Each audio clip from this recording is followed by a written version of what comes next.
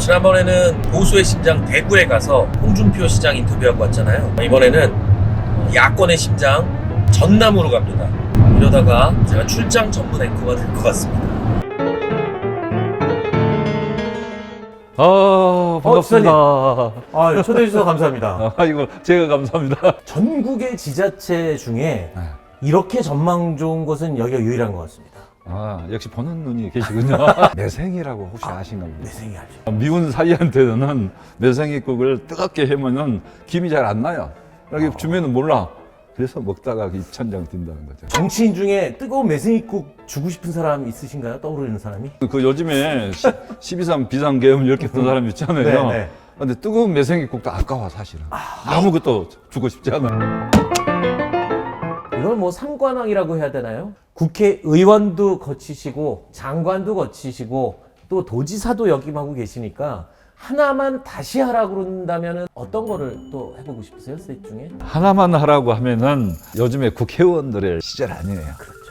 요즘에 자치단체장을 한 7년쯤 하고 있으니까 입이 좀 여기 이걸 제대로 이 말을 못 하잖아요. 자치단체장 함부로 조심해야죠. 하더라도 항상 체면을 생각해야 하고 그렇죠. 내 뒤에 있는 도민들을 생각해야 되고 국회의원들도 좀 체면을 생각했으면 좋겠는데 요즘 국회의원들은 왜 이렇게 체면을 생각을 안 할까요? 거기 들어가면은 그렇게 변한다 이 말이죠. 실제 그렇게 싸우는 국회의원님을 최고로 치잖아요. 국민들은 싸운다고 뭐라 하시면서 싸우고 말빨이 센 국회의원을 최고로 치기 때문에 국회의원들은 그렇게 갈 수밖에 없는 거죠. 여러 가지 업무상 서울도 종종 올라오실 것 같은데요. 서울은 이제 자주 가기도 해야 돼요. 그래요? 저희들은 이제 그 국회도 가고 중앙부처도 가고 이렇게 합니다. 그런데 그 과거와 달리 요즘에는 빨리 내려옵니다. 제주항공사고 났을 때도 네네. 그때 무슨 행사가 하나 있었어요. 네. 나가기 위해서 바로 옷을 입고 나가려고 하는데 참사가 나서 바로 달려갔죠. 그런데 만약에 서울에 있었다고 하면 상황이 다르잖아요. 빨리 대처하기 어렵다. 서울 가시면은 전국 부처 사람들 만나고 예산도 또 많이 또 따오셔야 될 거 아니에요? 예산을 돈 달라고. 따와야 되는데 지금 슈퍼 추경을 해야 되는데 추경을 안 하고 있으니까 추경을 누가 안 해주고 있죠? 최상목 권한대행께서 안 하고 그런 있으니까 정말 민생이 굉장히 어렵습니다. 네. 어려운데 야당이 감액해서 예산을 통과시켰으니까 야당 잘못을 한껏 드러내기 위해서 정부가 또 여당이 추경을 않고 자꾸 야당 잘못이다 야당 잘못이다 국민은 얼어 죽든 말든 그게 맞습니까?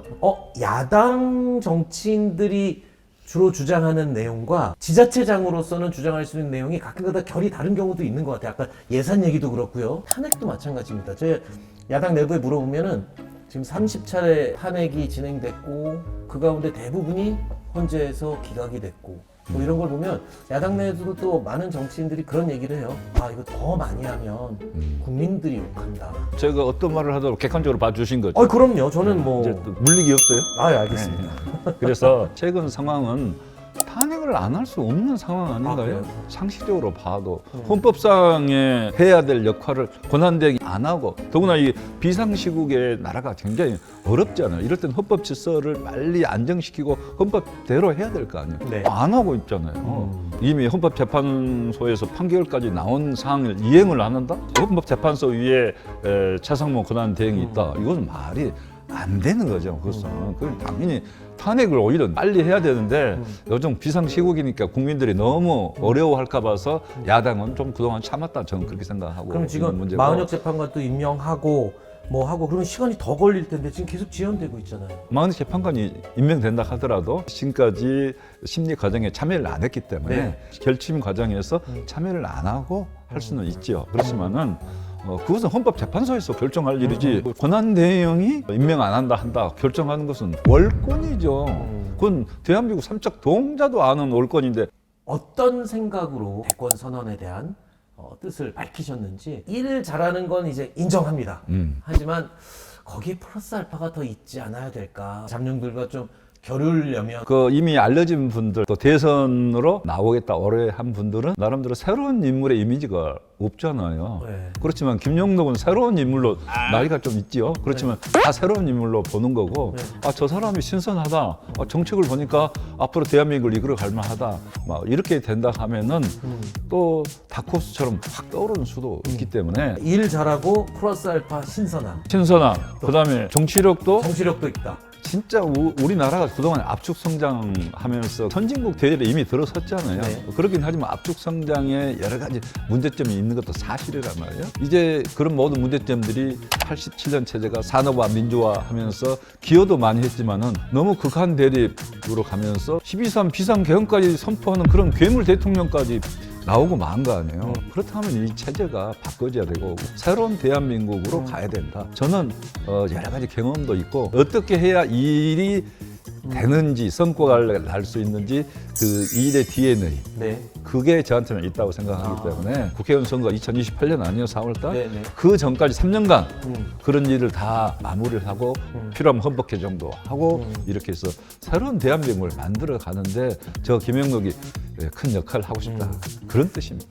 전국 이 유권자들한테 어필을 하기에는 안 될 것 같은 이야기만 하시는데 지금까지 이 일을 해왔던 성과를 바탕으로 해서 국민들한테 호소할 수 있다면 우리 전라남도를 지금 인구 소멸지역 이렇게 하는데 정말 소멸지역 할 때마다 깜짝 놀랍니다 이거. 전라남도가 소멸한다는데 놀라지 않겠어요. 말이 너무 무서워요. 소멸. 그렇게 소멸. 이것도 좀 바꿔야 될 것 그걸 같아요. 저도 그렇게 생각했어요. 네. 그렇게 생각했는데 그렇게 해도 사람들이 아무것도 안 해주니까 이제는 소멸이란 말 우리가 강하게 쓰자. 그러면서 우리 전라남도라도 그럼 먼저 시책을 하나 내놓자 해서 선진 여러 나라들을 보니까 출생수당, 이를테면 아동수당, 보육수당 이렇게 해서 매월 뭐 한 30만 원, 40만 원 국가에서 이렇게 지원하는 프로그램이 있고 네. 그런 프로그램을 통해서 출생률이 대체로 한 1.5 정도 됩니다. 유럽 선진국들도. 이제는 통합해서 출생 기본수당 매월 전라남도는 20만 원, 국가가 30만 원, 매월 50만 원씩 받을 수 있잖아요. 그래서 그런 프로그램을 하도 답답해서 국가가 안 하니까 가난한 전라남도가 먼저 했다. 네. 국가가 좀 해다오. 네. 이런 거죠. 내가 경선 치른다. 그러면 이재명을 상대할 경선 후보는 나밖에 없다. 네. 이렇게 생각하십니까? 나밖에 없다. 저를 따르는 분들한테 네. 희망을 줘야 되죠. 그리고 정책 대결로서 정정당당하게 정책은 김영도 이런 정책이 있습니다. 내 정책을 한번 펴보고 이야기하고 그리고 당선되면 좋고 당선 안 되더라도 새로운 대통령이 그런 정책을 받아들일 수도 있는 것이고 그래서 정책 대결을 하겠다. 그렇게 생각하고 뛰어들었다. 이재명 대표 아닌 다른 사람들 뭐 자꾸 나선다고 얘기하면 죽여버린다고 얘기할 정도로 그게 뭐 여러 번 회자가 됐었던 일이거든요. 뭐 김경수 지사라든가 김부겸 전 총리라든가 또 김동연 경기지사도 굉장히 지금 뜻을 품고는 있지만 드러내놓지 못하는 이유가 소위 말하는 이재명 일극 체제. 그러니까 일국 체제라는 말 자체가 좀 그런데 전 단일 대우라고 봐요. 왜냐하면 이재명 대표가 윤석열 영구집권 비상계엄을 막은 가장 큰 1등 공신이라고 볼 수도 있죠. 왜요? 네? 윤석열 대통령이 12.3 비상계엄 할 때 영구 집권하려는 생각을 했다. 저는 그렇게 생각합니다. 아마 집권 초부터 그런 생각을 하지 않았을까. 요즘에 와서 느끼는 거예요. 이재명 대표는 정적이를 할 수가 없잖아요. 이미 패배했기 때문에 다음을 위해서 한다면 이재명 대표하고 경쟁할 필요가 없는 거 아니에요? 그런데도 왜 그렇게 이재명 대표를 정적으로서 이렇게 제거하려고 했을까? 그런 측면은 결국은 안에 영구 집권 플랜이 있었다면은 가장 큰 걸림돌이 누구였겠느냐 생각해 보면은 그래서 지금까지 이재명 대표를 이렇게 탄압하고 그랬지 않나. 그런다 하면은 단일 대우를 형성해서 막아내야 되는 것이고 근데 거기다 왜 총을 쏘느냐 지금 그런 뜻이지 경선에도 나오지 말고 조용히 입 닥치고 있어 그건 민주주의가 아니죠. 그건 아니지. 경선이란 건 여러 사람이 뛰어야지 의미가 있는 거 아니에요. 호남에서 경선에 뛰는 사람도 한 사람도 없다? 정치적 비중이 낮단 말이야? 그러네요. 이렇게도 생각할 수도 있는 거죠. 그러면 지사직을 유지하면서 경선을 치르실 계획이세요? 그렇죠. 경선에는 지사 자리를 갖고 뛰어야 됩니다. 전에 이재명 대표가 경기도지사 할 때 그대로 도지사 자리를 갖고 경선에 뛰었고 민주당 후보가 된 뒤에도 일정 부분 도지사 자리를 갖고 있었어요. 홍준표 시장이 네. 경선이건 본선이건 간에 조기 대선 시작되면 그 자리에서 그냥 시장직 내려놓겠다고 얘기를 했거든요. 오래됐으니까 그거는 그런 일은 대선에 뛴 지 오래됐으니까 그렇게 해야 되지만 전 처음 뛰는 사람 아니에요. 처음 뛰는 사람하고 오래 뛰는 사람하고 같이 할 필요가 없죠. 그렇죠. 아니 그분도 사연이 있더라고요. 제가 그래서 왜 그러냐 그랬더니 이번이 마지막이라서 간절해서 그랬다고 그러더라고요. 마지막이라 해서. 이번이 마지막이랍니다. 더는 저는 처음이니까. 내가 이 사람보다는 낫다. 홍준표, 오세훈. 하나, 둘, 셋. 홍준표. 어떤 부분이? 그냥 괜히 그런 생각이 뭐 바로 드는데요. 오세훈 시장은 최근에 그냥 똥볼을 한번 크게 차버렸잖아요. 똥볼을 차버렸기 때문에 아예 말할 필요가 없는 거고. 네. 그래서 홍준표. 그래요. 예. 홍준표 시장은 이번에 마지막이었고 굉장히 그 단단한 각오로 지금 아마 임하고 있는 것 같아요. 근데 의지만 갖고 대통령을 할 수 있으면 대통령 할 사람이 많죠. 의지가 문제가 아니라 네. 국민을 얼마나 사랑하느냐. 네. 사랑이 문제지. 이거 내가 꼭 한번 해보고 싶습니다. 이건 아니죠. 자기 자신이 아니라 국민을 사랑해야 그런 사람이 대통령 돼야 되는 거고 도덕적 용기가 있어야 되죠. 네. 도덕적 용기가 아니고 비상계엄하는 용기를 갖고 있으면 안 되는 거 아니에요. 실제로 만나보셨잖아요. 네. 대표 만나보신 느낌은 어떠세요? 굉장히 격의가 없어요. 자유롭게 말할 수 있는 분위기. 권성동 대표가 이재명 대표가 대통령 되면 히틀러 나라 된다 뭐 이런 식으로 얘기하고 사법권 행정권을 다 손에 쥐게 되면 무섭다 뭐 이렇게까지 얘기를 하던데 이재명 대표에 대해서 너무 걱정들을 좀 하시는데 능력이 출중하니까 아까 말한 비판하는 사람들 자꾸 비판하지. 방금 말씀한 히틀러식으로 문제를 일으킨 사람은 누구였어요? 그런 사람을 두둔하면서 이재명 대표를 공격한다? 이거 코미디 아닌가요? 자기 당의 대통령이 어떤 사람이었냐 이거예요. 오히려 저 윤석열 대통령한테 해야 될 말을 거꾸로 하고 있는 거죠. 연락이 하시네. 박근혜 전 대통령의 탄핵과 예. 윤석열 대통령에 대한 탄핵 둘 중에 어떤 게 더 나쁘다고? 저는 당연코 윤석열 대통령이 국가에 훨씬 더 해를 많이 끼쳤다. 박근혜 대통령은 무능했죠. 윤석열 대통령은 헌정 질서를 근본적으로 파괴하고 대한민국을 파괴하려고 했다 이거지. 그것은 비교할 수 없을 정도로 재질이 틀리다고 봐요. 그래서 저도 자치단체 장인데 자치단체 장관이 나서 피켓 시위를 하겠습니까? 윤석열 대통령 보라, 윤석열 내란 수계 보라. 이것보다도 우리 도민들 너무 흥분하고 너무 울분 내지 마시고 반드시 탄핵은 됩니다. 그런 이야기를 하고 싶었던 거죠. 전국 광역 단체장 평가 네. 1위를 하셨습니다. 아. 축하드립니다. 야. 한 번만 한 게 아닌데 또 어떻게 들어보면 한 번 한 것처럼 들리는데 전체적으로 횟수로 보면 50회 이상이 됩니다. 그 비법이 뭡니까? 다른 지자체장들이 엄청 많은데 결국 우리 전남 도민들께서 저 김영록을 항상 믿고 열심히 해라고 또 격려하신 마음으로 항상 눌러준다. 너무 이제 방송용 말. 그래요? 그러면 절실하게 솔직하게 이야기해 볼까요? 솔직하게. 왜 1등 하느냐? 그것은 저도 모르는데 그냥 1등 하고 있는 거예요. 네. 어떤 분은 네. 거기 민주당 지역 아니야. 그러니까 1등 하지 당연히. 근데 민주당 지역이 꼭 우리 전남만 있는 거 아니잖아요. 그렇죠.